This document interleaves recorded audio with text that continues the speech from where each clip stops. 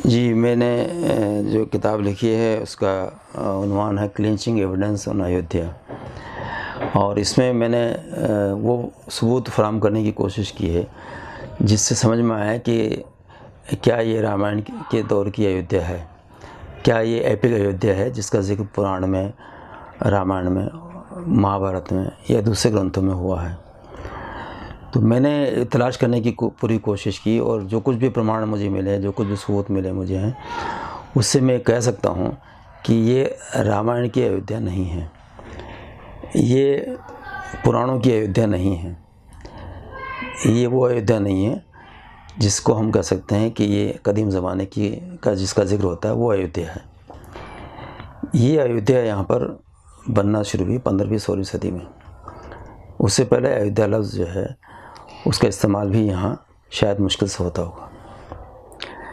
इस किताब में जो सबूत मैंने देने की कोशिश की है उसमें पहले तो ये कि खुद पुराणों में और रामायण में जो जिक्र आता है, खुद वाल्मीकि रामायण में अयोध्या के बारे में लिखा है और ये लिखा है कि अयोध्या नाम नगरी तत्र असलो कवि श्रुता मनुना मानवेंद्रण या पुरी निर्मिता स्वयं। इसका मतलब ये है कि अयोध्या जो है असल में मनु ने बनाई है। तो पहले चैप्टर में मैंने कोशिश की कि मनु कहाँ पैदा हो सकते हैं, मनु कहाँ हो सकते हैं, क्योंकि मनु को पहला इंसान माना जाता है और आज जितनी थ्योरीज हैं वो बताती है कि जो पहला इंसान है वो अफ्रीका में पैदा हुआ है।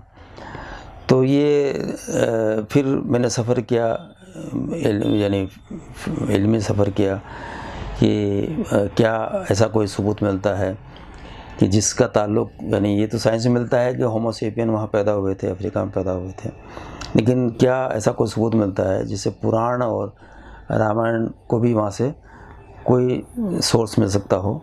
ये कोशिश मैंने की। तो चूँकि मनु के बारे में कहा जाता है कि मनु को जो है वो मेरू पर्वत पर पैदा हुए थे, तो ये था कि मेरू पर्वत कहाँ हो सकता है। तो मेरू पर्वत की तलाश में मैंने जब रिसर्च की तो मालूम हुआ कि मेरू पर्वत मौजूद है आज भी तंजानिया और कीनिया के बॉर्डर पर। और ये मेरू पर्वत की आसपास जो है मेरू कबीले मौजूद हैं, मेरू शहर वहाँ कायम हुए थे वो मौजूद हैं। फिर मनु के बाद जो है उनके बड़पोते कुश, उनको मानने वाले वहाँ पर कबीले मौजूद हैं, ख़ास सूडान के अंदर, नूबिया के अंदर। तो ये जो कहा गया था कि मनु को जो पैदा किया गया है वो मेरू पर्वत पर किया गया है, तो वो मेरू पर्वत पूरी दुनिया में अगर हम तलाश करेंगे तो मिलेगा वो तंजानिया में।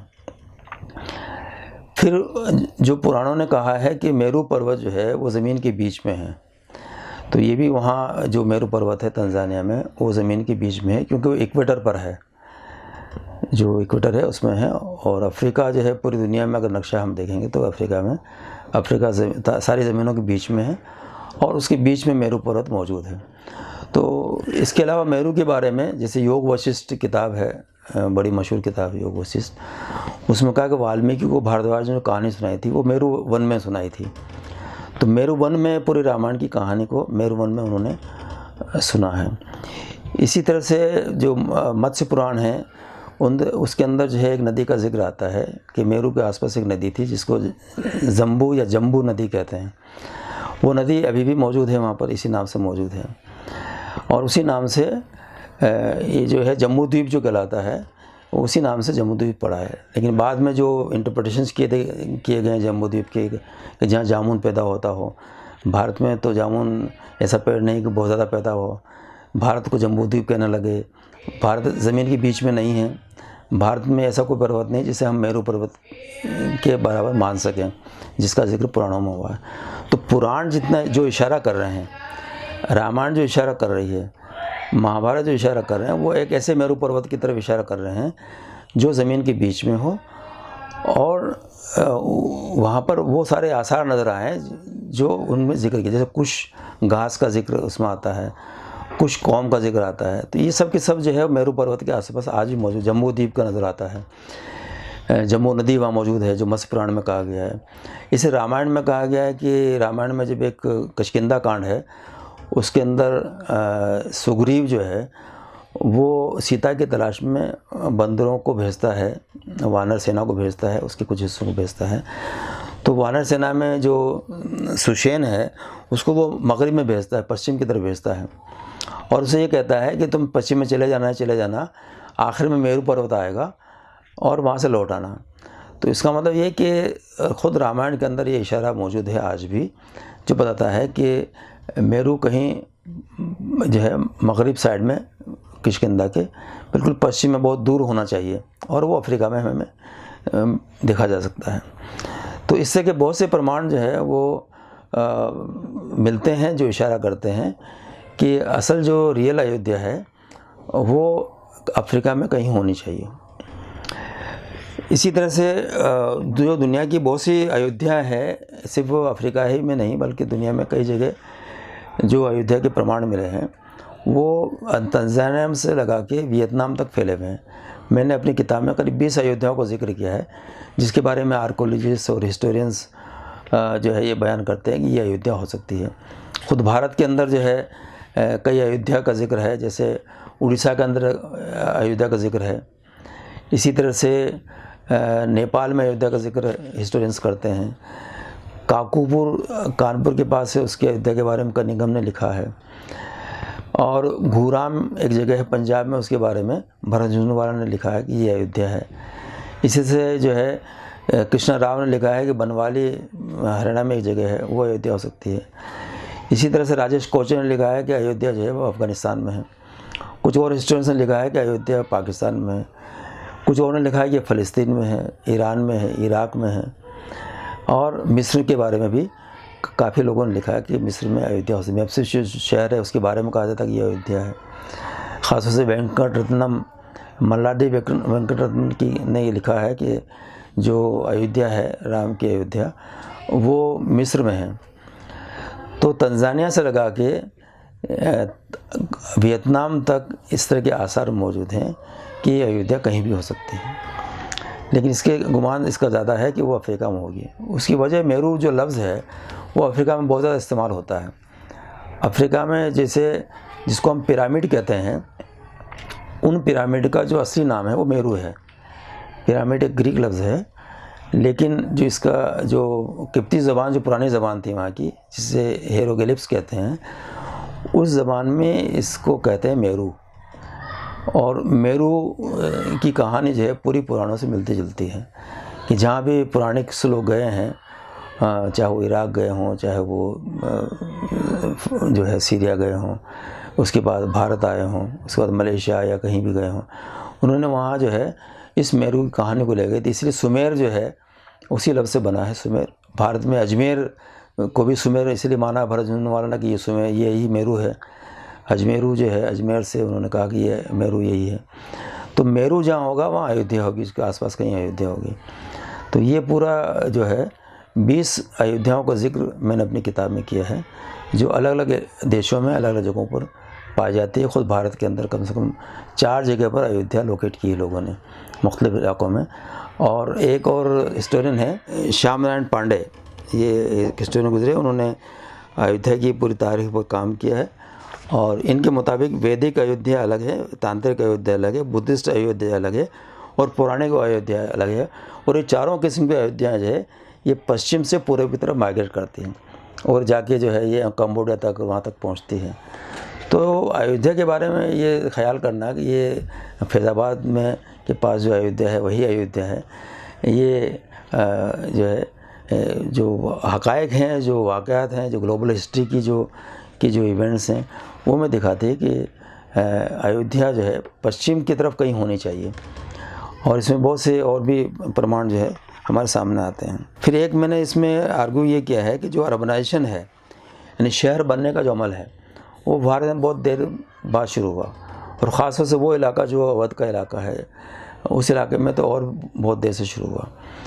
तो किसी जगह का अयोध्या होने का मतलब ये है कि वहाँ पर एक बहुत बड़ा शहर होना चाहिए था। रामायण ने जिस अयोध्या का जिक्र किया है उसके मुताबिक यानी 140 किलोमीटर बाय 35 किलोमीटर लंबी चौड़ी अयोध्या होनी चाहिए। इतना बड़ा शहर जो आज की दिल्ली से 3 गुना बड़ा शहर होना चाहिए वो। तो तो इतनी बड़ी अयोध्या होने के लिए जितनी इमारतें चाहिए, जितने रोड चाहिए, जितनी टेक्नोलॉजी चाहिए, वो सब भारत के अंदर मौजूद नहीं थी कभी भी।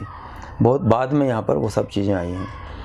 भारत में जो सबसे पहले अर्बनाइजेशन हुआ है वो सिंधु घाटी सभ्यता में हम देखते हैं, हड़प्पा मोहनजोदड़ो। तो ये उस ज़माने के, यानी ये भी बाद के हैं और मैंने मिस्र के मुकाबले में, लेकिन ये कि ये टाउन की शक्ल इनकी है और यहाँ एक मंजिल या 2 मंजिल से ज़्यादा इमारतें नहीं बनी हैं। जबकि रामायण ये कहती है कि दशरथ का महल पहाड़ की तरह था, 7 मंजिला इमारतें थी वहाँ पर, 5 मंजिला इमारतें थी। तो बड़ी बड़ी इमारतों का जिक्र उसमें रामायण के अंदर, जो अयोध्या कांड है उसके अंदर आता है। और ये जो शुरू का जो चैप्टर है बालकांड, उसमें आता है।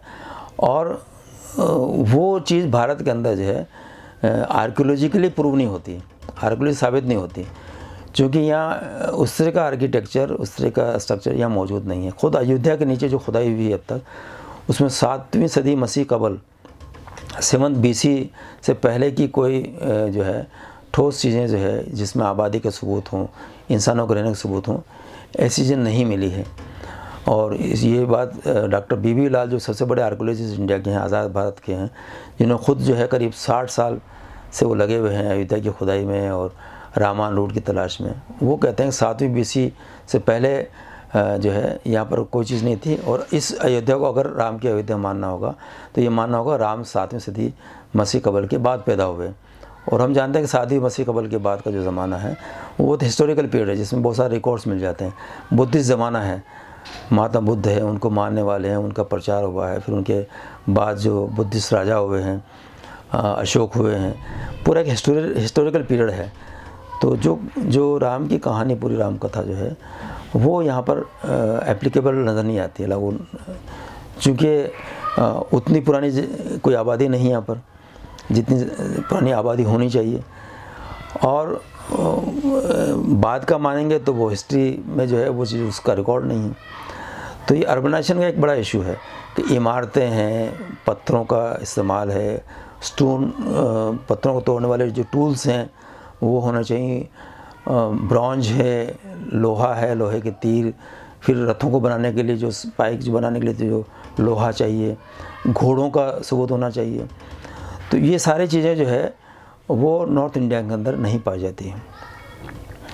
जैसे घोड़ों के बारे में ये है कि 19वीं सदी से के आसपास जो है वो घोड़ों को रथ में इस्तेमाल करना शुरू किया गया था। तो वो उस तरह के सबूत यहाँ पर नहीं मिलते हैं। इससे पोल्ट्री का सबूत है या और चीज़ों के जो सबूत हैं वो इस जो अयोध्या जिसको हम मान रहे हैं उसके आसपास उससे के सबूत नहीं मिलते हैं।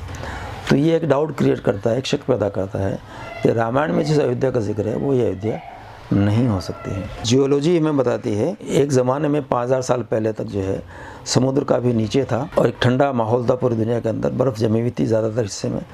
उसकी वजह से पानी जो समुद्र का था बहुत नीचे था। तो जिसे आज लंका कहते हैं वो लंका भारत से जुड़ी हुई थी। 5000 साल पहले ये लंका भारत से, पानी जैसे जैसे गर्म दौर शुरू हुआ, जिसे होलोसिन कहते हैं, तो पानी समुद्र में बढ़ना शुरू हुआ और वो इतना बढ़ा कि आज लंका और भारत के बीच में पानी का एक हिस्सा उसमें आ गया है। तो जियोलॉजी में बताती है कि 5000 साल पहले लंका और भारत आपस में जुड़े हुए थे, और जबकि रामायण की कहानी कुछ और कहती है। इसे रामायण की कहानी में बताया गया कि लंका जो है 100 योजन दूर है भारत से, जो समुद्री किनारा जहाँ से, वो लंका 100 योजन यानी 1300 किलोमीटर दूर होना चाहिए, जबकि जो आज के लंका है वो 80 किलोमीटर दूर है। तो ये बहुत सी इस तरह की जो चीज़ें हैं वो दिखाती है कि रामायण की जो लोकेशन है अयोध्या की, अगर वो फिक्शियस नहीं है तो एक तो ये कि ज़्यादातर लोग ये मानते हैं कि ये एक लिटरेरी चीज़ है, ये कहानी है जिसको बहुत अच्छे अंदाज में वाल्मीकि ने या किसी ने बयान किया है। लेकिन अगर उसको हम हिस्ट्री का पार्ट माने और उसको ज्योग्राफी का पार्ट माने तो हमें महसूस होगा कि जिस लंका की बात रामायण कर रही है वो लंका भारत के साथ जो श्रीलंका जिसे हम कहते हैं आज, वो नहीं हो सकती। आर्कियोलॉजी के प्रूफ जो है पर मैंने बात की है कि आर्कियोलॉजी में जो अयोध्या की खुदाई में उन सब में क्या मिला है, तो वो हम देखें कि इस इलाके में जो राजा रहे हैं वो कौन रहे हैं। तो सबसे पहले हमें जो राजाओं का जिक्र आता है उसमें या तो शूद्र राजा जैसे महापद्म नंदा का आता है, जिक्र आता है। उसके बाद जो है बुद्धिस्ट राजाओं का जिक्र आता है, उसके बाद शुंग राजाओं का जिक्र आता है, उसके बाद जो है कुषाण राजाओं का जिक्र आता है, उसके बाद गुप्ता राजाओं का जिक्र आता है, उसके बाद गढ़वाल राजाओं का जिक्र आता है, और फिर मुस्लिम दौर शुरू हो जाता है। इस सारे पीरियड में यानी गुप्ता पीरियड को थोड़ा सा मान लिया जाए, हालांकि गुप्ता राजा भी नहीं थे, लेकिन गुप्ता पीरियड को मान लिया जाए तो राम को मानने वाले कहीं ना कहीं गुप्ता राजा थे। उसके अलावा कोई राजा जो है इसमें से मानने वाले, राम को मानने वाले सब या तो बुद्ध को मानते थे, या शिव को मानते थे, या वासुदेव को मानते थे।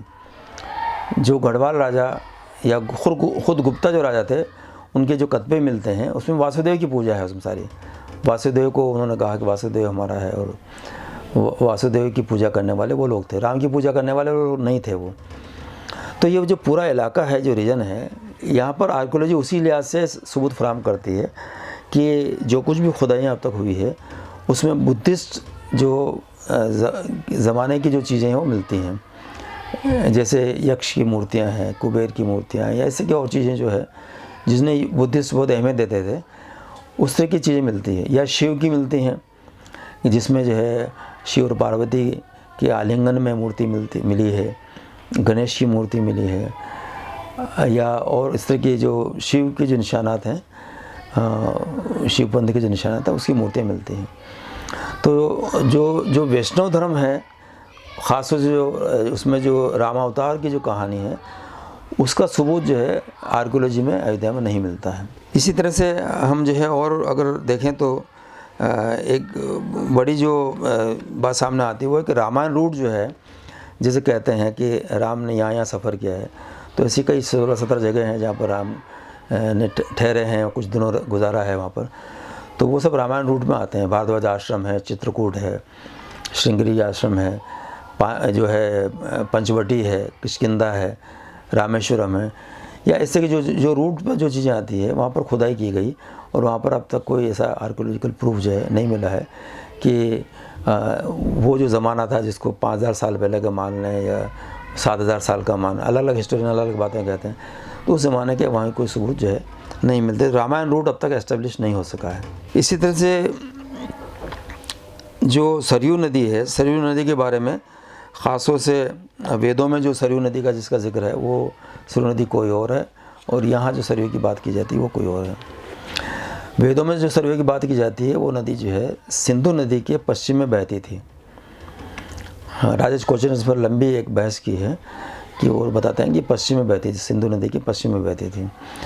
फिर बाद में इस तरह की बातें भी है कि जो सरयू अभी भी है, जो है घाघर नदी जो है पंजाब के अंदर मौजूद है, तो उसको सरयू मानते हैं कि वो नदी सरयू नदी रही। जो फिर कुछ लोग ये भी कहते हैं कि 1950 BC में एक ज़लज़ला आया, ज़लज़ले से बीच की ज़मीन जो हिमाचल और पंजाब की ज़मीन ऊंची हो गई। इसके ऊंचा होने से जो नदियाँ सिंधु में जाके पानी डालती थी वो नदियाँ पूर्व में बहती, जिसमें गंगा भी है, यमुना भी है, सरयू भी है।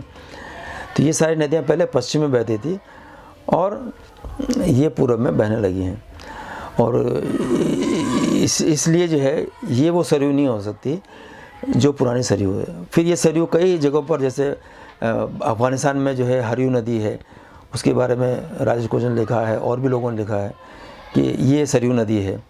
तो सरयू नदी जो है ख़ुद डाउटफुल हो जाती है। ये जो सरयू नदी जहाँ पर है, इस सरयू नदी को ऑफिशियली सरकारी तौर पर 2016 में पहली बार सरयू नदी रिकॉर्ड में ये आया है। वरना सिर्फ अयोध्या में जो लोग थे, अवध में जो लोग थे, वो उसको सरयू कहते थे, कुछ लोग कहते थे, सब भी नहीं कहते थे, कुछ लोग उसको दीवा कहते थे, कुछ जो ऐसे और नामों से पुकारते थे। फिर ये सरयू नदी हिमालय से जब निकलती है तो बीच में अलग अलग नामों से पुकार जाती है। जैसे गंगा को अगर आप देखें, गंगोत्री से लगा के लास्ट तक जो है गंगा कहलाती है। सरयू का ये मामला नहीं है, सरयू बीच में अलग अलग नामों से पुकारी जाती है। तो सरयू का कोई एक नाम भी नहीं है पूरा जो है। तो ख़ुद सरयू नदी जो है उस पर डाउट है। फिर सरयू नदी के बारे में कहा जाता है सरयू नदी और अयोध्या के बीच में कम से कम जो है 13 किलोमीटर का फासला होना चाहिए। इस वक्त की जो अयोध्या है वो सरयू नदी से 8 किलोमीटर पर ख़त्म हो जाती है। तो ख़ुद जो उसका जो अयोध्या का जिक्र, जिसमें सरयू नदी का जिक्र आया है, वो मैच नहीं करता है। अलेक्जेंडर कनिंघम जो पहला आर्कियोलॉजिस्ट गुजरा है, उसने इस बात का जिक्र किया, उसके बाद उसको रिपीट किया है लोगों ने, बाद के लोगों ने, उसने कहा कि जो ह्वेनसांग और फाहियान जो चीनी सफ़ीर आए थे भारत में, उन्होंने अयोध्या का सफ़र किया था, लेकिन वो उनके दोनों की जो किताबें हैं, जो उनका सफ़रनामा है, वो इंग्लिश में ट्रांसलेशन मौजूद है। उस ट्रांसलेशन को पढ़ने पर ये बात सामने आती है कि जो कुछ कहा है उन्होंने, उससे वो अयोध्या नहीं पहुंच सकते। वो कहते हैं कि हम कन्नौज से निकले, गंगा पार की, गंगा कन्नौज से बहती हुई निकलती है, तो उसके पार वो गए और फिर वो साउथ ईस्ट यानी दक्षिण पूर्व में सफ़र करते रहे वो। और सफ़र करते करते एक ने लिखा कि साचेत हम पहुँचे, और दूसरे ने उसका भी जिक्र नहीं किया, वो आगे पहुँचे और हमने गंगा पार की। गंगा पार करके जो दूरी वो बताते हैं कि हमने इतनी दूरी चले हैं, और जो सिमत बताते हैं कि हम इस सिमत में चले हैं, उन दोनों से बात साबित होती है कि वो कौसाम्बी जो एक शहर रहा था पुराने ज़माने में, वो वहाँ पर पहुँचे हैं, न कि अयोध्या पहुँचे हैं। तो कौसाम्बी चूँकि एक बुद्धिस्ट सेंटर था, एक ज़माने में बड़ा बुद्धिस्ट सेंटर था, और कौसाम्बी का जो राजा उदयन था, वो पहला राजा था जिसने बुद्ध धर्म को अपनाया था, और महात्मा बुद्ध ने खुद वहाँ पर बड़े अरसे तक प्रचार किया, बुद्धिज़्म का प्रचार किया। तो कौसाम्बी एक बहुत बड़ी जगह ऐसी थी पूरा एंशिएंट ज़माने में कि जहाँ पर बुद्धिज़्म का एक यानी जिसे कहते हैं बुद्धिज़्म की राजधानी थी वो। और वो दोनों जो सफ़ीर बुद्धिज़्म की तलाश में आए थे, बुद्धिस्ट किताबों की तलाश में आए थे, आसार की तलाश में, वो कौसाम्बी पहुँचे थे, न कि अयोध्या पहुँचे थे। तो उनकी सिमत और उनकी दूरियां और जो कहा उन्होंने कि हम कम्बाउज से निकल के इस से गए और गंगा पार की, तो गंगा पार करने के बाद फ़ौरन जो है जो जगह आती है वो कौसाम्बी आती है, जो इलाहाबाद में है, इलाहाबाद के पास में है, और यमुना और गंगा के बीच में जहाँ दोनों मिलती है उससे थोड़ा पहले 50 किलोमीटर पहले पर वो मौजूद है। एक और जो मुग़ालता यहाँ पैदा किया गया है ब्रिटिश डॉक्यूमेंट में, वो पैदा किया गया कि यहाँ कोई रामकोट था, और रामकोट ही में वो कहते हैं कि यह मंदिर था, उसको तोड़ के मस्जिद बना दी गई। तो रामकोट के बारे में जो मुग़ालता है वो 1921 से शुरू होता है। विलियम फोस्टर ने एक किताब के तर्जुमे में उसके फुटनोट में नीचे लिखा है, ऊपर लिखा है जो असल इबारत है उसमें रानी चंद का किला लिखा हुआ है। उसके फुटनोट में लिखता है कि रामकोट जो कि यहाँ के जो है अवध के बड़े हीरो गुजरे हैं रामचंद्र, ये उनका किला है। तो फुटनोट में 1921 में आता है वो। उससे पहले वो रानी चंडी का किला रहा है। रानी चंडी के किले का मतलब ये कि वो शिव को मानने वाले लोग, क्योंकि रानी चंडी का मतलब दुर्गा, तो शिव को मानने वाले लोग जो हैं वो वहाँ पर रहते थे। उन्होंने रानी चंडी का किला बनाया था। और इसका जो है विलियम फिंच जो कि 1610 में अवध गया था, वो उस वक्त बड़ा कारोबारी मरकज़ था अवध जो है, तो फिंच गया था, उसने वहाँ पर इसका जिक्र किया है कि मैंने वहाँ 2 किले देखे हैं जो बहुत बुरी हालत में थे। एक पठान का किला था और एक रानी चंडी का किला था। उसके अलावा वहाँ किसी और, वो कहता कुछ घर बने हुए हैं उस जंगल में, कुछ घर बने जहाँ लोग रहते हैं। उसके अलावा उसने किसी और इमारत का जिक्र जो है अपने सफ़रनामे में नहीं किया है। तो इससे मालूम होता है कि उस ज़माने 1610 की जो अवध था, उसमें से ये 2 बुरी हालत में जो किले थे वो वहाँ पर पाए जाते थे। उसके अलावा कोई ऐसी बड़ी इमारत जिसे कह सकते हैं वो वहाँ पर नहीं पाई जाती थी। तो रानी चंडी का किला, जिसको बाद में रामकोट बनाया गया था, ये बताता है कि वहाँ पर वो रामकोट नहीं था, रानी चंडी का किला था। ये मैंने इसमें एक डिस्कस किया है। इसके बाद अयोध्या के जो कतबे मिले हैं उसके बारे में बड़ा कहा जाता है कि ये साबित करते हैं, लेकिन इलाहाबाद हाई कोर्ट ने भी इनकार कर दिया उनको वो सबूत मानने से, क्योंकि उसमें किसी में डायरेक्ट कोई सबूत ऐसा नहीं मिला है जिससे मालूम हो कि ये अयोध्या के बारे में बात कर रहे हैं, या ये राम के बारे में बात कर रहे हैं, या रामायण के किसी हीरो के बारे में बात कर रहे हैं। जो कतबे मिले हैं उनको बहुत खींच तान के जो है, जैसे कह सकते हैं कि कहीं से इंटरप्रिटेशन करने की कोशिश की है। जैसे सबसे पहला कतबा मिलता है, धनदेव का किला कतबा मिलता है। धनदेव एक शुंग राजा था, उसका कतबा मिलता है, और वो लिखता है कि मैंने अपने वालिद फागुन देव की याद में एक महल बनाया है। वहाँ लफ्ज़ इस्तेमाल करता है निकेतन। तो निकेतन के माने जो है बड़ा मकान या ऐसी जगह जो कि रहने की जगह हो, उसको निकेतन बोलते हैं। उसको तर्जुमा करने वालों ने या उसको समझने वालों ने जो इंटरप्रेट किया वो कहा कि श्राइन लफ्ज़ इस्तेमाल किया, फिर टेम्पल, लोगों ने टेम्पल इस्तेमाल कर लिया और कहा कि ये देखिए सबूत मिल गया हमें धनदेव राजा के ज़माने का, यहाँ पर टेम्पल था। तो वो टेम्पल लफ्ज़ इस्तेमाल होता ही नहीं है उसमें, तो उसमें निकेतन लफ्ज़ इस्तेमाल होता है और संस्कृत में निकेतन के माने कोई भी मकान हो सकता है। तो इससे से इसी तरह से जो है समुद्रगुप्ता के पीरियड के कतबों का इस्तेमाल किया गया कि और साबित किया गया कि ये जो है ये अयोध्या का जिक्र कर रहे हैं।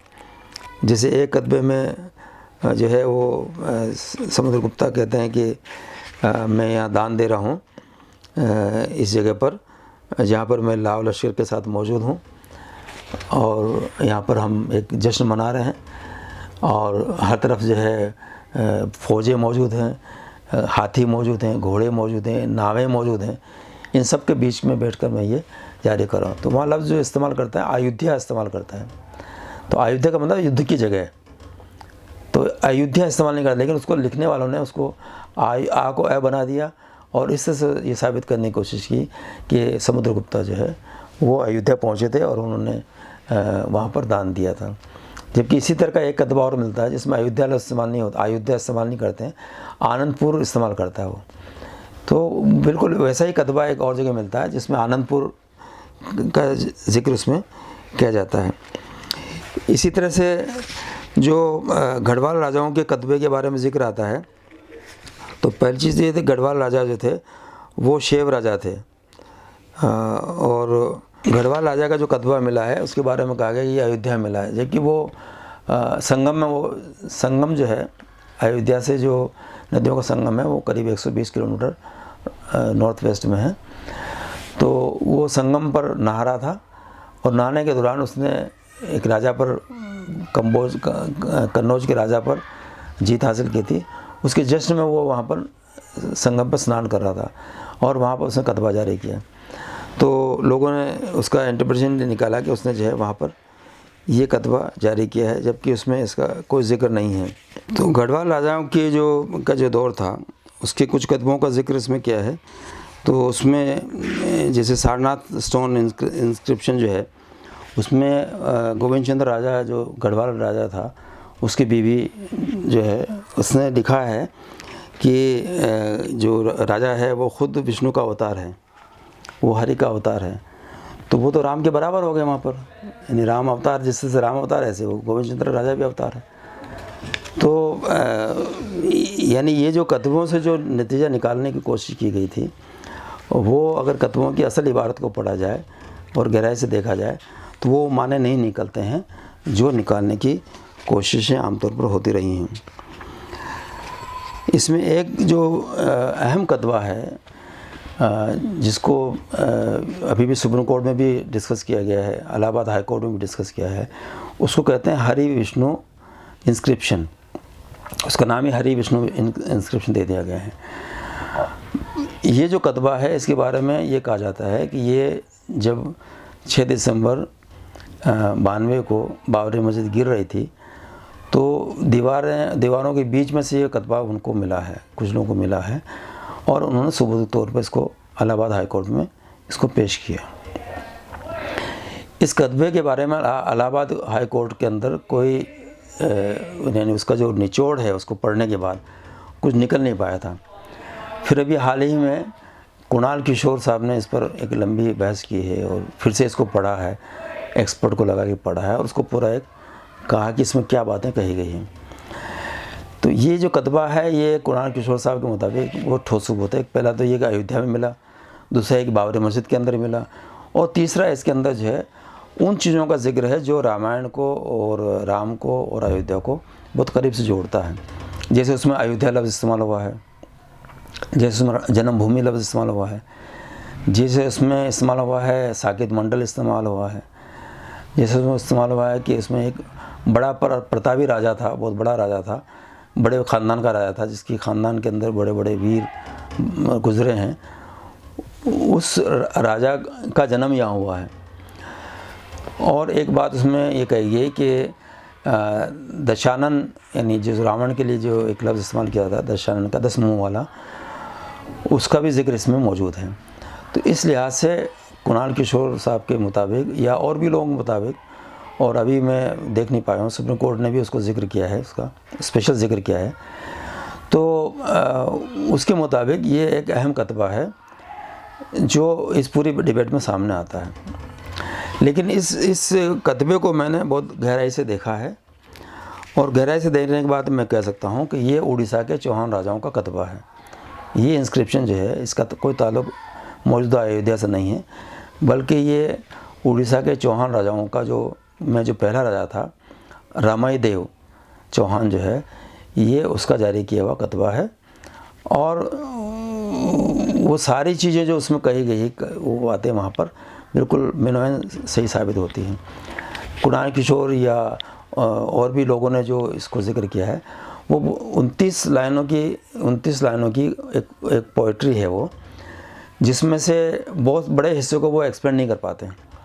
जबकि जब मैंने उसको समझने की कोशिश की तो सारी लाइनें मैं समझा सकता हूँ कि इसमें क्या माने, इसके क्या माने हैं। तो उसमें जो जन्मभूमि है वो रमैदेव की जन्मभूमि वो रही है, और रमैदेव चौहान राजा था। उसके ख़ानदान में कई चौहान राजा, पृथ्वीराज चौहान से लगा के बड़े बड़े राजा गुजरे हैं, तो वो चीज़ें उसमें साबित है। दूसरा है कि उसके अंदर से जो सबसे बड़ा सबूत है वो ये कि जो जिन पहाड़ों नदियों का जिक्र वो कतबा करता है, उसी से मैंने उसको आइडेंटिफाई किया कि कहाँ कहाँ हो सकता है। तो उसमें जो पहाड़ कुलगिरी जो पहाड़ हैं, जिसका जिक्र पुराणों में भी आया है और जगह भी आया है, वो सारे पहाड़ वहाँ पर पाए जाते हैं, उड़ीसा में पाए जाते हैं। जैसे महेंद्रगिरी है या ऐसे के और भी जो पहाड़ हैं। इसी से जो नदियाँ, जैसे वैतरणी नदी का जिक्र उसमें किया है। वैतरणी नदी इंडिया में कहीं नहीं पाई जाती है, सिर्फ उड़ीसा में पाई जाती है। तो जिन नदियों का जिक्र उस कतबे में किया गया है, जिन पहाड़ों का जिक्र किया गया है और जिन हालात का जिक्र किया गया है, वो वहीं पर मिलते हैं। जैसे उसमें परशुराम का जो नाम है, भार्गव जो है एक नाम है, परशुराम का जिक्र उसमें आता है।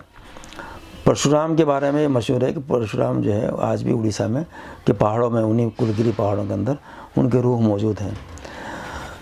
तो वो सारा कतबा जो है धीरे धीरे उसकी सारी लाइनें समझ में आना शुरू होती हैं, और ये साबित होता है कि ये रमैदेव ने जो एक जगन्नाथ मंदिर बनाया था वहाँ पर, उस मंदिर का जो कतबा जारी किया था, ये उसका कतबा है, जो लाकर उड़ीसा या अयोध्या के अंदर 6 दिसंबर के वाक़े को इस्तेमाल करके उसको साबित किया कि ये वहाँ पर मिला है। तो ये एक सबूत के तौर पर पेश किया गया, लेकिन ये एक फर्जी तौर पर जो है उसको अयोध्या के मलबे में डाल दिया गया, और इसे साबित करने की कोशिश की गई कि ये वहाँ का कतबा है।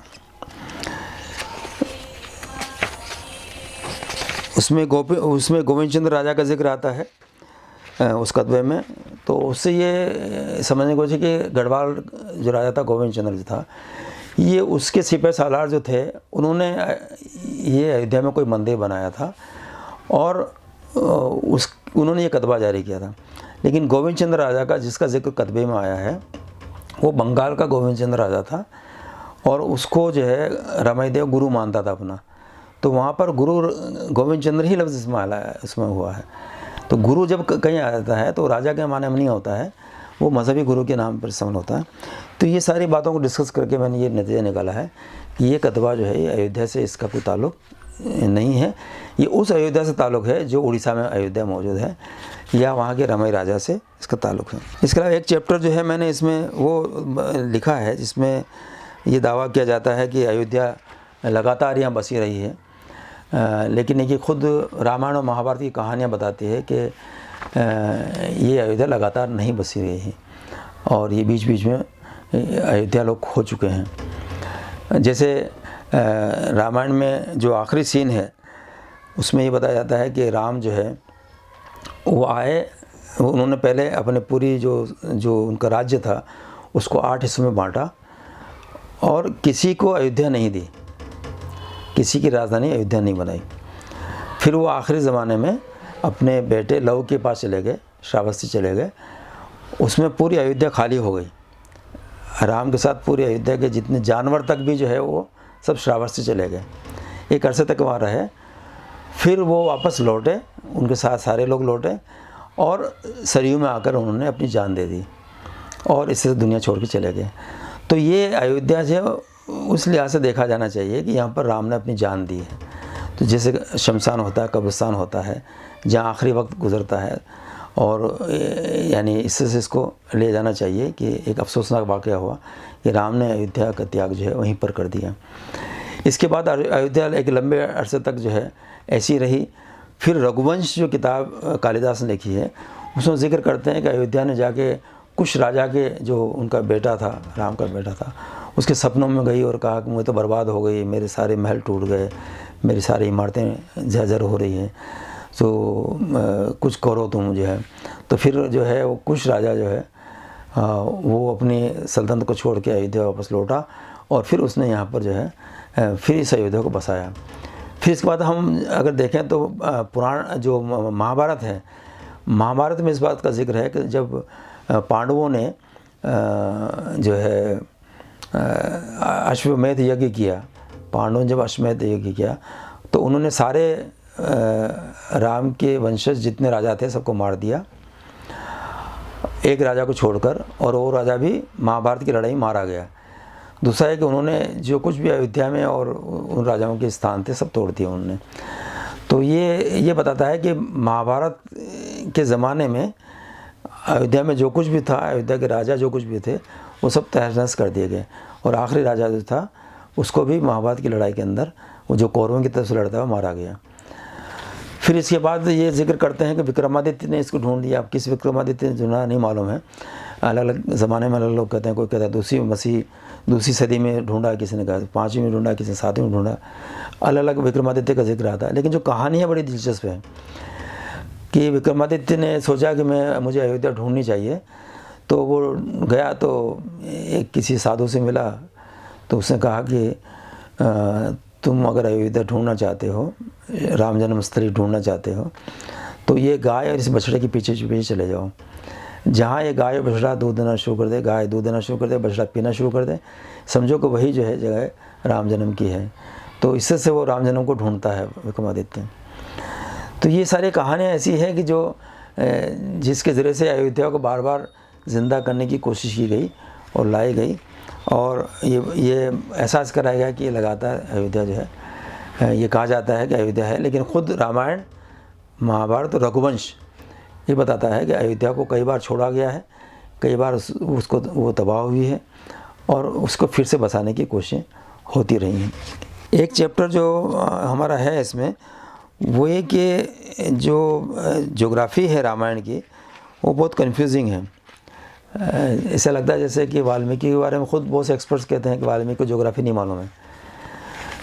वो इस बात को छुपाने लिए कहते हैं कि रामायण की ज्योग्राफी को भारत के अंदर किस्से से धीरे धीरे लागू किया गया। तो ज्योग्राफिकल बहुत सी एरर, गलतियाँ उसमें पाई जाती हैं। फिर ये कि एक चैप्टर इसमें जो बनाया गया है मेरा, वो ये कि राम की पूजा भारत में कब से शुरू हुई है। तो जो कुछ 3 मैंने इसमें पैमाने बनाए थे, उन तीनों पैमानों से ये बात सामने आती है कि 4वीं सदी के बाद से, 4वीं सदी से या उसके बाद से राम की पूजा भारत में होती है, उससे पहले नहीं होती थी। चूँकि जो पहला पैमाना है वो है कि राम टेम्पल्स कब से हैं। तो दशावतार का मंदिर जो है पहला मंदिर है, जिसमें रामायण की कुछ कहानियों का पैनल की शक्ल में दिखाया गया है। राम की मूर्तियां जो है वो मिलती हैं 5वीं सदी से मिलना शुरू होती हैं। इसी से राम नाम के जो राजा हैं वो रामगुप्ता जो 4वीं सदी में हुआ है, उससे राम नाम के राजा हुए हैं। लेकिन वो भी करीब 1000 जो राजा गुजरे हैं, विकिपीडिया पर एक पूरी लिस्ट मौजूद है।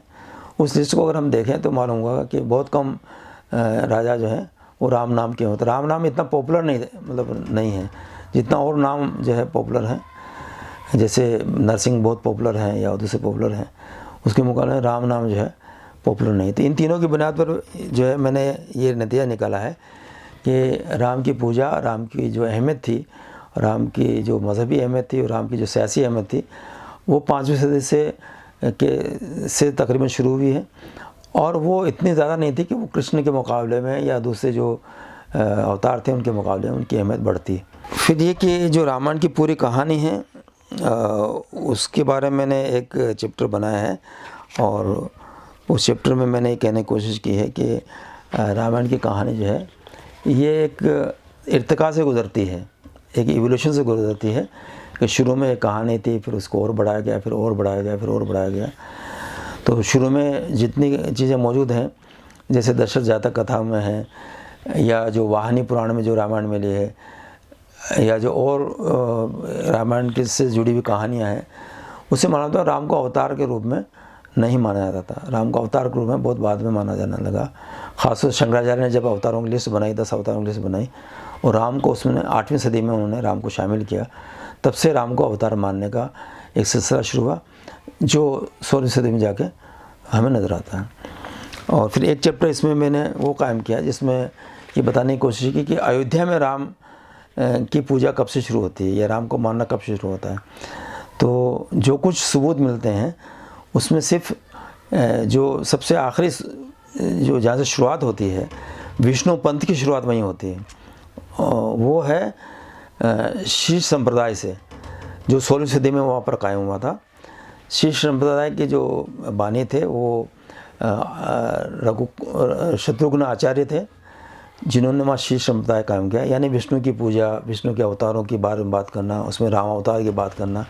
तो ये सारा जो है अयोध्या जो जिसे आज कहते हैं, जिसे हम अवध समझते हैं तारीखी तौर पर, उस अवध में या उस जो जिसे हम अयोध्या समझते हैं, 16वीं सदी से पहले वहाँ पर राम अवतार को तस्लीम नहीं किया गया था या उसके बारे में कोई जिक्र वहाँ पर नहीं होता था।